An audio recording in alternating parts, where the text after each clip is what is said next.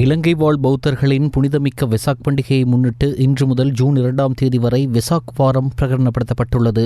சமஸ்தலங்கா சாசன ரக்ஷ மண்டலத்தின் வழிகாட்டலின் கீழ் புத்த சாசன மற்றும் சமய கலாச்சார அலுவல்கள் அமைச்சு, பௌத்த விவகார திணைக்களம் மற்றும் மாவட்ட மற்றும் பிரதேச செயலாளர் அலுவலகங்கள் உள்ளிட்ட அரச மற்றும் அரச சார்பற்ற நிறுவனங்களின் ஒத்துழைப்புடன் நாடு தழுவிய ரீதியில் வெசாக் விழாக்களை நடத்த நடவடிக்கை எடுக்கப்பட்டுள்ளதாக தெரிவிக்கப்படுகிறது. இதற்கமைய இவ்வருடத்திற்கான அரச வெசாக் விழா மாத்தர தியகொட மிதல்லவள விஹாரையில் ஜனாதிபதி அனுரகுமார் திசாநாயக்கவின் தலைமையில் இன்று நடைபெற்றது.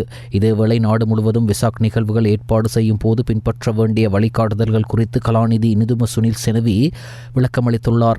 வெசாக் நிகழ்வுகளை ஏற்பாடு செய்பவர்களிடம் நாங்கள் கேட்டுக்கொள்வது என்னவென்றால், இது தொடர்பான வழிகாட்டல்கள் அடங்கிய சுற்றறிக்கையில் செய்ய வேண்டிய விடயங்கள் குறிப்பிடப்பட்டுள்ளன. கடந்த காலங்களில் பேய் மாளிகைகள் மற்றும் விசித்திரமான நடனங்கள் போன்றவை சேர்க்கப்பட்டிருந்தன. மற்றொன்று, பாலித்தீன் மற்றும் பிளாஸ்டிக் பயன்பாட்டை குறைக்குமாறு அல்லது முற்றாக தவிர்க்குமாறு வழிகாட்டல்கள் வழங்கப்பட்டுள்ளது. செய்ய வேண்டியவை மற்றும் செய்யக்கூடாதவை குறித்து போலீசாருக்கு அறிவுறுத்தல்கள் வழங்கப்பட்டுள்ளன.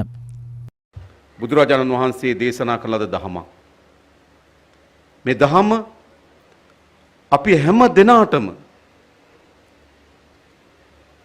තමන්ගේ විමුක්තිය වෙනුවෙන්, තමන්ගේ හිතසුව පිණිස වෙනුවෙන් උන්වහන්සේ විසින් දේශනා කළ දහම. එහෙනම් අපි හැම දෙනාටම වගකීමක් තිබෙනවා. මේ දහමේ හරය විනාශයට පත් නොවී ආරක්ෂා කරගන්න. අපේ සෝබිත හාමුදුරන් වහන්සේ දේශනා කරු පරිදි මා දන්නවා, ධර්මයේ වේශයෙන්ම ධර්මයේ විකෘති කරමින් පැනනගින අවස්ථා අපි දැකලා තිබෙනවා. ඉතින් පාලකයන්ට කුමක්ද ඒකට කළ හැකි වන්නේ? උන්වහන්සේ මට ආරාධනා කරා මීට පෙර රජදවස හිටපු රජවරු වගේ ඒවට ක්‍රියාමාර්ග ගන්න කියලා. අපි ලෑස්ති. හැබැයි ක්‍රියාමාර්ග සඳහා අපේ ධර්මදර, විනයදර, ගෞරවනීය හාමුදුරන් වහන්සේලාගේ සහාය මට අවශ්‍යයි. අපි හැමදෙනාම එක්ව මේ ලෝකවාසීන්ගේ විමුක්තිය උදෙසා කරලද මේ දහම ආරක්ෂා කර ගැනීම සඳහා අපි හැමදෙනාම එක්ව වැඩ කරමු කියලා මම ආරාධනා කරන්න කැමතියි. එහෙම නැත්නම් මේක දේශපාලන තීන්දුව ලෙස අර්ථකථනය කරන වෙනවට, මේක ආණ්ඩුවේ තීන්දුව ලෙස අර්ථකථනය වෙනවට මා කැමති නැහැ. මා කැමති මේක අපි බෞද්ධයන් ලෙස ගත යුතු තීන්දුව, බෞද්ධයන් ලෙස ගත යුතු ක්‍රියාමාර්ග ලෙස අපි ගනු ලබන ක්‍රියාමාර්ග වලට අර්ථකථනය එනවා නම් තමයි මා වඩාත් කැමති. ඒක තමයි මම හිතන්නේ අපි මාන பொருளாதார முகாமைத்துவம் தொடர்பில் பேசும்போது பேரின பொருளாதாரம் மற்றும் நுண் பொருளாதாரம் என்று 2 பரிமாணங்கள் காணப்படுகின்றன. ஆனால் இன்று நாட்டில் இவை இரண்டில் எதுவும் முன்னெடுக்கப்படவில்லை என எதிர்க்கட்சித் தலைவர் சஜித் பிரேமதாச தெரிவித்தார். நுண், சிறிய மற்றும் நடுத்தர தொழில் முனைவோரோடு தற்போதைய பொருளாதார நிலையால் அவர்களுக்கு ஏற்பட்ட பாதிப்புகள் தொடர்பில் எதிர்க்கட்சித் தலைவர் அலுவலகத்தில் இடம்பெற்ற கலந்துரையாடலில் கலந்து கொண்டு கருத்து தெரிவிக்கும் போது எதிர்க்கட்சித் தலைவர் சஜித் பிரேமதாஸ் இவ்வாறு தெரிவித்தார். பேரின பொருளாதாரம் என்பது தேவையில்லா பிரச்சினையின் விகிதம், பணவீக்கம், வர்த்தக சமன்பாடு, கொடுப்பனவு சமன்பாடு, பொருளாதார வளர்ச்சி வேகம், வரவு செலவு திரண்டு விழும் தொகை மற்றும் நாணய மாற்று விகிதம் ஆகியவற்றை உள்ளடக்கி காணப்படுகின்றன. பேரின பொருளாதாரம் தொடர்பில் தற்போதைய அரசாங்கம் எந்த அளவிற்கு வெற்றி பெற்றுள்ளது என்பது தொடர்பில் கேள்விகள் எழுந்து காணப்படுகின்றன என எதிர்க்கட்சித் தலைவர் தெரிவித்தார். ரத்மலான தொழில்நுட்ப பல்கலைக்கழகத்தில் கல்வி கற்கும் மாணவர்களின் நடைமுறை பயிற்சிக்காக நிர்மாணிக்கப்பட்ட ஊடக தொகுதியில் நிலவிய குறைபாடாக இருந்த தொலைக்காட்சி கலையகத்தில் நவீன தொழில்நுட்ப உபகரணங்கள் பொருத்தப்பட்டு அதன் தயாரிப்பு வசதிகள் பிரதமர் கலாநிதி அருணி அமரசூரியவின் பங்கு பற்றுதலுடன் நேற்று மாணவர்களின் பாவனைக்காக கையளிக்கப்பட்டன. இத்தொலைக்காட்சி கலையகத்தை திறந்து வைப்பதற்கு சமாந்தரமாக மாணவர்களின் நடைமுறை மற்றும் கல்வி செயற்பாடுகளை விரிவுபடுத்துவதற்காக புதிதாக நிர்மாணிக்கப்பட்ட பல இணை நிலையங்களும் இதன் போது திறந்து வைக்கப்பட்டன. அதற்கமைய மாணவர்கள் இணைய வானொலி அலைவரிசைகள் உள்ளிட்ட கல்வி சேவைகளை ஆரம்பிப்பதற்கான வாய்ப்புகளை வழங்கும் ஒலிபரப்பு கலையகம், செயற்கை நுண்ணறிவு ஆய்வுக்கூடம், பாலின சமத்துவம் மற்றும் நீதி மையம் ஆகியனவும் இதன் போது திறந்து வைக்கப்பட்டன. பிரதமர் அருணி அமரசூரியவின் பெயர், புகைப்படங்கள் மற்றும் காணொலிகளை பயன்படுத்தி உருவாக்கப்படும் போலி செய்திகளை நம்ப வேண்டாம் என பிரதமரின் அலுவலகம் அறிவித்துள்ளது. இவ்வாறு போலியாக தயாரிக்கப்பட்ட செய்திகள் சமூக ஊடகங்களில் பரவி வருவது கண்டறியப்பட்டுள்ளதாக அந்த அறிவிப்பில் தெரிவிக்கப்பட்டுள்ளது. பிரதமர் கருத்து தெரிவிப்பது போன்று தயாரிக்கப்பட்ட போலி காணொலிகள் மற்றும் பிரதமரின் புகைப்படத்தை உள்ளடக்கி தயாரிக்கப்பட்ட போலி பதிவுகளை சமூக ஊடகங்களில் சில தரப்பினர் வெளியிட்டுள்ளதாகவும், அதன் மூலம் பல்வேறு தொழில் முனைவோர் வாய்ப்புகள், வேலைவாய்ப்புகள் மற்றும் நாட்டின் பொருளாதாரம் மற்றும் வரி கொள்கைகள் தொடர்பான தொடர்பான போலிச் செய்திகள் உருவாக்கப்பட்டுள்ளதாகவும் அந்த அறிவிப்பில் மேலும் குறிப்பிடப்பட்டுள்ளது. செயற்கை நுண்ணறிவு மற்றும் நவீன தொழில்நுட்ப கருவிகளை பயன்படுத்தி இவ்வாறான போலிச் செய்திகள் உருவாக்கப்பட்டுள்ளதால் இத்தகைய செய்திகளை நம்ப வேண்டாம் என்றும் இது குறித்து அவதானத்துடன் இருக்குமாறும் பொதுமக்களிடம் பிரதமரின் அலுவலகம் கேட்டுக் கொண்டுள்ளது. அரசாங்கத்திற்கும் பிரதமரின் தனிப்பட்ட நட்பெயருக்கும் களங்கம் ஏற்படுத்தும் வகையில் இவ்வாறான போலி செய்திகளை உருவாக்குவதும் அவற்றை சமூக ஊடகங்களில் பகிர்வதும் சட்டப்படி தண்டனைக்குரிய குற்றமாகும் என்றும் அந்த அறிவிப்பில் மேலும் தெரிவிக்கப்பட்டுள்ளது. எதிர்வரும் ஜூலை மாதம் இறுதி வரை நாட்டிற்கு தேவையான எரிபொருள் இருப்புகள் தற்போது நாட்டில் உள்ளதாக பெட்ரோலிய கூட்டுத்தாபனம் மற்றும் மொத்த விநியோக முனைய நிறுவனத்தின் முகாமைத்துவ பணிப்பாளர் மயூர் நெத்திக்குமார் தெரிவித்துள்ளார். இந்த மாதம் 28 மற்றும் 31 தேதிகளில் மேலும் 2 கச்சா எண்ணெய் கப்பல்கள் நாட்டிற்கு வரவுள்ளதாக அவர் கூறினார். இருப்பினும் வரும் நாட்களில் எரிபொருள் விலையில் பெரிய அளவிலான உயர்வையோ அல்லது விலை குறைப்பையோ எதிர்பார்க்க முடியாது என அவர் சுட்டிக்காட்டினார். எரிபொருள் விலை அதிகரிக்கப்பட உள்ளதாக சில ஊடகங்களில் செய்திகள் வெளியானதை தொடர்ந்து பலரும் எரிபொருளை பெற்றுக் கொள்வதற்காக முண்டியடிப்பதாக மயூர் நெத்திக்குமார் தெரிவித்தார். ஆயினும் இதுவரை அத்தகைய எந்த ஒரு தீர்மானமும் எடுக்கப்படவில்லை என்றும் நாட்டில் எரிபொருள் தட்டுப்பாடு எதுவும் நிலவவில்லை என்றும் அவர் திட்டவட்டமாக குறிப்பிட்டார். ரம்புகனோயா மற்றும் பொல்லபெத்த ஆகிய பிரதேசங்களில் அமைந்துள்ள ஆதிவாசி மக்களுக்கு சொந்தமான அவர்களின் பாரம்பரிய நிலங்கள் மீண்டும் அவர்களிடமே ஒப்படைக்க நடவடிக்கை எடுக்கப்படும் என மகாவலி அதிகார சபை நேற்று மேன்முறையீட்டு நீதிமன்றத்திற்கு அறிவித்துள்ளது. தங்களது பாரம்பரிய நிலங்களை தனியார் நிறுவனங்களுக்கு பரிமாற்றம் செய்வதை எதிர்த்து ஆதிவாசிகளின் தலைவர் ஊர்வரிகே வன்னியலத்தோ மற்றும் சுற்றுச்சூழல் அறக்கட்டளை ஆகியோரால் தாக்கல் செய்யப்பட்ட மனு நேற்று பரிசீலனைக்கு எடுத்துக் கொள்ளப்பட்ட போதே எதிர் மனுதாரரான மகாவலி அதிகார சபை அறிவிப்பை விடுத்தது. பெல்லபெத்த மற்றும் ரம்புகனோயா பிரதேசங்களில் உள்ள தங்களது பாரம்பரிய நிலங்களை தனியார் நிறுவனங்களுக்கு வழங்குவதற்கு மகாவலி அதிகார சபை எடுத்திருந்த தீர்மானத்தை எதிர்த்து ஆதிவாசி தலைவர் உள்ளிட்ட மனுதாரர்களால் கடந்த 2021 ஆண்டு இந்த மனு மேன்முறையீட்டு நீதிமன்றத்தில் தாக்கல் செய்யப்பட்டிருந்தது. சீன பிரஜைகள் குழு ஒன்றுக்கு சொந்தமான வெளிநாட்டு கடவுச்சீட்டுகளை சட்டவிரோதமான முறையில் தம் வசம் வைத்திருந்த குற்றச்சாட்டில் வெளிக்கட போலீஸ் நிலையத்தின் பொறுப்பதிகாரி கைது செய்யப்பட்டுள்ளார். மத்திய குற்றப்புலனாய்வு பிரிவினர் சந்தேக நபரான குறித்த பொறுப்பதிகாரியை வயாங்குட பகுதியில் வைத்து கைது செய்துள்ளதாக தெரிவிக்கப்படுகிறது.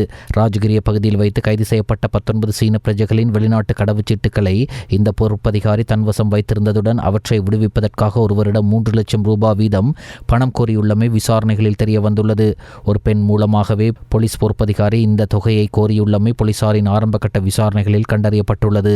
இது தொடர்பான முறைப்பாட்டின் அடிப்படையில் அவர் கைது செய்யப்பட்டுள்ளதோடு அவரை நீதிமன்றத்தில் ஆஜர்படுத்த நடவடிக்கை எடுக்கப்பட்டுள்ளது. மாகாண சபை தேர்தலை வெகு விரைவில் நடத்துவதே அரசாங்கத்தின் முதன்மை இலக்காகும். அதற்காக நிதி சிக்கல்கள் எதுவும் இல்லை. எனினும் தேர்தல் முறைமை தொடர்பான சட்ட சிக்கல்களும் பாராளுமன்ற தெரிவுக்குழு ஊடாக தீர்வு காணப்பட்ட உடனேயே தேர்தல் நடத்தப்படும் என்று அமைச்சரவை பேச்சாளர் அமைச்சர் நலிந்த ஜெயதிச தெரிவித்தார். அமைச்சரவை தீர்மானங்களை அறிவிக்கும் வாராந்த ஊடகவியலாளர் மாநாடு நேற்று செவ்வாய்க்கிழமை கொழும்பில் உள்ள அரசாங்க தகவல் திணைக்களத்தில் இடம்பெற்றது. இதன் போதே அமைச்சர் இவ்வாறு குறிப்பிட்டார். மலையக இந்து குருமாருக்கும் ஜனாதிபதியின் செயலாளர் கலாநிதி நந்திக சனத்குமார் நாயக்கவுக்கும் இடையிலான சந்திப்பு நேற்று முற்பகல் ஜனாதிபதி அலுவலகத்தில் நடைபெற்றது. மலையக இந்து குருமார் பல தசாப்தங்களாக எதிர்நோக்கி வரும் பிரச்சினைகள் மற்றும் சில பொதுவான விடயங்கள் குறித்தும் இதன் போது கலந்துரையாடப்பட்டதுடன் அந்த பிரச்சினைகளுக்கு முறையான தீர்வுகளை வழங்குவதற்கு தேவையான தலையீடுகளை மேற்கொள்வதாக ஜனாதிபதியின் செயலாளர் குறிப்பிட்டார். மேலும் 2 அல்லது 3 மாதங்களுக்கு ஒரு முறை கூடி இது குறித்து கலந்துரையாடுவதற்கும் இதன் போது தீர்மானிக்கப்பட்டது. மலையக மக்களின் தேவைகளை நிறைவேற்றுவதற்காக அரசாங்கம் முன்னெடுத்து வரும் வேலை திட்டங்கள் குறித்தும் இங்கு கலந்துரையாடப்பட்டதுடன் அவர்களின் பிரச்சினைகள் குறித்து கருத்துக்களை தெரிவிப்பதற்கு வாய்ப்பளித்தமைக்காக அரசாங்கத்திற்கு நன்றியினை தெரிவித்துக் கொள்வதாக இந்து குருமார் இங்கு குறிப்பிட்டனர். இலங்கை மலையக இந்து குருமார் ஒன்றியத்தின் பொதுச் செயலாளர் கலாநிதி சிவஸ்ரீ வேலு சுரேஷ் சர்மா குருக்கள் உள்ளிட்ட குருமார், ஜனாதிபதியின் சிரேஷ்ட மேலதிக செயலாளர் ரோஷான் கமகே, இந்து சமய கலாச்சார அலுவல்கள் திணைக்களத்தின் பணிப்பாளர் அனிருத்தனன் ஆகியோர் உட்பட பலர் இந்த நிகழ்வில் கலந்து கொண்டனர்.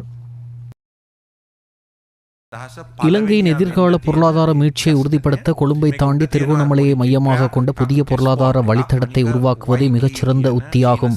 இந்த வழித்தடத்தின் ஊடாகவே நாட்டின் உண்மையான பொருளாதார பயனை அடைய முடியும் என முன்னாள் அமைச்சர் பாட்டலி சம்பி கரணவக தெரிவித்துள்ளார். பண்டார்நாயக்க ஞாபகார்த்த சர்வதேச மாநாட்டு மண்டபத்தில் நேற்று முன்தினம் நடைபெற்ற அவரது புதிய நூலான எக்கட்ட கேட்டும ஒன்று கூடிய மோதல் நூல் வெளியீட்டு விழாவில் உரையாற்றும் போதே அவர் இவ்வாறு தெரிவித்தார். புனித அஜிபர் நாளை முன்னிட்டு தலைநகர் கொழும்பு புறக்கோட்டை பகுதியில் பொருட்களை கொள்வனவு செய்ய பெருந்திரளான மக்கள் நாட்டின் பல பாகங்களில் இருந்தும் வருகை தந்ததை அவதானிக்க முடிந்தது. பொருட்களின் விலைகள் அதிகமாக காணப்பட்டாலும் அத்தியாவசிய மற்றும் ஆடைகளை கொள்வனவு செய்ய வேண்டிய நிலையில் மக்கள் தம்மிடம் இருக்கும் பணத்திற்கேற்ப பொருட்களை கொள்வனவு செய்ததை காண முடிந்தது.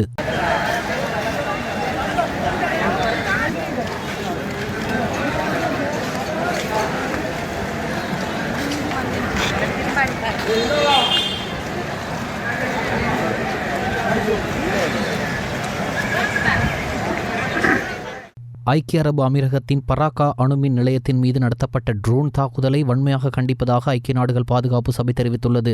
இந்த தாக்குதல்கள் சர்வதேச சட்டத்தை மீறும் செயல் என பாதுகாப்பு சபை குறிப்பிட்டுள்ளது. இந்த தாக்குதலுக்கு பொறுப்பான தரப்பு குறித்து ஐக்கிய நாடுகள் பாதுகாப்பு சபை எந்தவொரு நாட்டையும் பெயரிடவில்லை. கடந்த வாரம் ஈராக்கிலிருந்து 6 ட்ரோன்கள் தங்கள் மீது ஏவப்பட்டதாக ஐக்கிய அரபு அமீரகம் தெரிவித்திருந்தது. அதில் ஒரு ட்ரோன் பராக்கா அணுமின் நிலையத்தை இலக்கு வைத்ததாக தகவல்கள் தெரிவிக்கின்றன.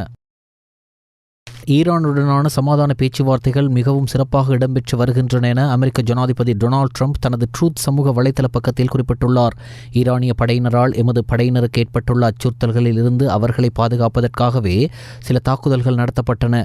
அதேவேளை தற்போது நடைமுறையில் உள்ள போர் நிறுத்தத்தின் போது இராணுவம் கட்டுப்பாட்டை கடைபிடித்து வருகிறது என்று அமெரிக்க இராணுவ மத்திய கட்டளை தளபதி தலைமையகத்தின் செய்தி தொடர்பாளர் கேப்டன் ரீம் எவ்கின்ஸ் தன்னால் வெளியிடப்பட்டுள்ள அறிக்கையில் தெரிவித்துள்ளார். தென் லெபனானின் இஸ்ரேல் நேற்று முன்தினம் திங்கட்கிழமை பின்னிரவு நடத்திய வான் தாக்குதல்களில் குறைந்தது 12 பேர் உயிரிழந்துள்ளதுடன் பலர் காயமடைந்துள்ளனர். பெகா பள்ளத்தாக்கில் உள்ள மெஷ்காரா கிராமத்தில் இந்த தாக்குதல் நடத்தப்பட்டுள்ளது. இதன்போது இஸ்புல்லா குழுவினரது 100க்கும் மேற்பட்ட உட்கட்டமைப்புகளை இலக்கு வைத்து தாக்குதல் நடத்தியதாக இஸ்ரேல் கூறுகிறது. ஐபிஎல் போட்டியின் 71வது போட்டி நேற்று ராயல் சேலஞ்சர்ஸ் பெங்களூர் அணிக்கும் குஜராத் டைட்டன்ஸ் அணிக்கும் இடையில் இடம்பெற்றது.